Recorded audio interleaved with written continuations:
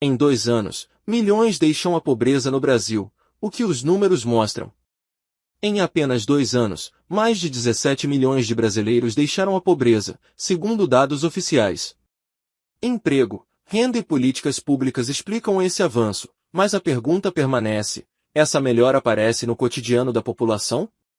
Hoje nós vamos falar de um dado que atravessou o debate econômico e social no Brasil e que ajuda a entender o momento atual do país. De acordo com um levantamento divulgado pela Fundação Getúlio Vargas, com base na Pesquisa Nacional por Amostra de Domicílios Contínua, em apenas 2 anos, cerca de 17 milhões e 400 mil brasileiros deixaram a condição de pobreza.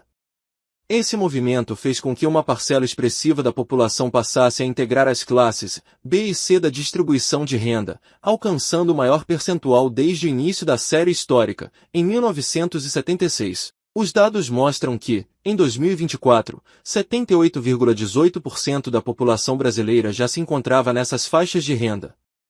Em 2022, esse percentual era menor, o que representa um salto de 8,44 pontos percentuais em apenas 2 anos. Segundo os pesquisadores, esse ritmo de mobilidade social é 74% mais acelerado do que aquele registrado em um período anterior de forte ascensão social no país, entre os anos 2004 e 2012. Dentro desse cenário, a classe C passou a concentrar quase 61% da população brasileira, enquanto as classes A e B, juntas, superaram 17%. Já as classes D e E atingiram os menores níveis da série histórica, com aproximadamente 15% e 6%, respectivamente. O presidente Luiz Inácio Lula da Silva comentou os números e associou esse avanço a 3 fatores centrais: mais empregos, mais renda e mais oportunidades.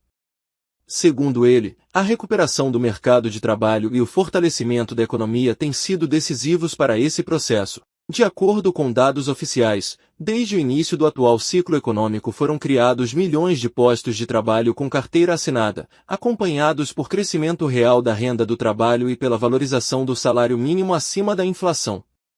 Especialistas destacam que a saída da pobreza não ocorreu apenas por meio de programas de transferência de renda, mas principalmente pela combinação entre políticas sociais e retomada do emprego formal, permitindo que milhões de famílias melhorassem sua renda de forma sustentada. Programas como o Bolsa Família e o benefício de prestação continuada atuaram como redes de proteção, garantindo estabilidade mínima enquanto parte dessa população retornava ao mercado de trabalho e ampliava sua renda mensal. Segundo os dados analisados, um número significativo de famílias deixou esses programas justamente porque ultrapassou a linha de renda exigida, indicando melhora concreta nas condições econômicas. O governo federal afirma que esse resultado é consequência de uma estratégia integrada, que reúne políticas de proteção social, estímulo ao emprego, recuperação do poder de compra e reconstrução de mecanismos de inclusão econômica. Os números apontam para uma redução consistente da pobreza e para um avanço na mobilidade social, depois de anos de estagnação e retrocessos nesse campo. Mas como toda estatística nacional, esses dados convivem com realidades distintas, ritmos desiguais e experiências muito diferentes entre regiões, setores e famílias.